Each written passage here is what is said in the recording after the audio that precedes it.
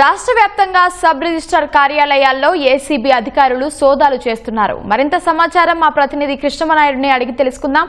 కృష్ణమనాయుడు, చెప్పండి, sub registrar కార్యాలయాల్లో ఏకకాలంలో ఏసీబీ తనిఖీలకు కారణాలేంటి?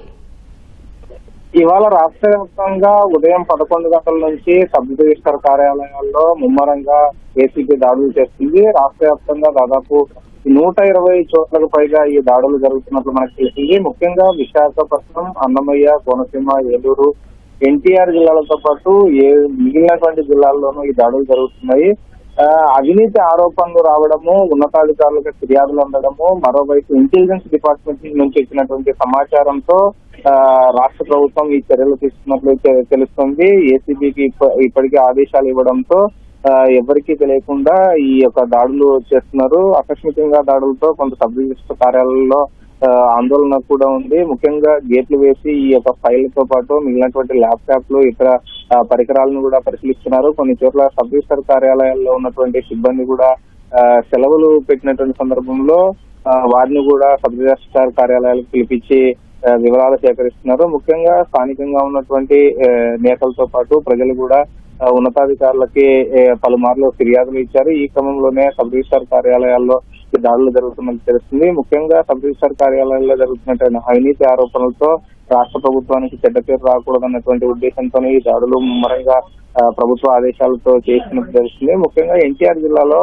మైలవరం నియోజకవర్గంలో ఉన్నటువంటి ఇబ్రహీంపట్నం మండలంలో ఉన్నటువంటి సబ్ రిజిస్ట్రార్ కార్యాలయంలో ఉదయం నుంచి దాడులు కొనసాగుతున్నాయి. ముఖ్యమైనటువంటి ఫైళ్ళని అక్కడ ఉన్నటువంటి సిబ్బంది నుండి తెరిపించి వాటిలో ఉన్నటువంటి వివరాలను కూడా ఆరా తీస్తున్నారు. మరోవైపు కొన్ని ఫైళ్లను కూడా ఇప్పటికే ఏసీబీ అధికారులు అక్కడ స్వాధీనం చేస్తున్నట్లు తెలిసింది.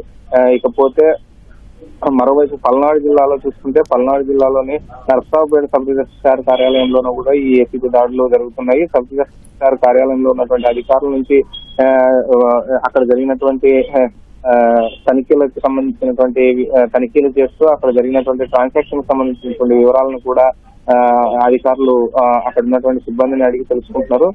నోటరీతో పాటు దస్తావేజుల రైటర్ల నుంచి కూడా యొక్క సమాచారాలు తెలుసుకుంటున్నారు. మరోవైపు నెల్లూరు జిల్లాలో చూసుకుంటే, నెల్లూరు జిల్లాలో స్టోన్ హౌస్ పేట సబ్ రిజిస్ట్రార్ కార్యాలయంలో కూడా ఆకస్మికంగా దాడులు చేశారు. ఆ కార్యాలయంలో ఉన్నటువంటి రికార్డులను పరిశీలించి అక్కడ ఉన్నటువంటి సిబ్బందితో వివరాలు సేకరించారు.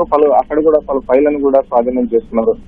ఓవరాల్ గా చూసుకుంటే సాయంకాలానికి ఏసీబీ దాడుల పైన ఒక క్లియర్ కట్ గా మనకు సమాచారం ఇచ్చేటువంటి అవకాశం ఉంది. ఇంకా దాడులు అన్ని చోట్ల కూడా కొనసాగిస్తున్నారు.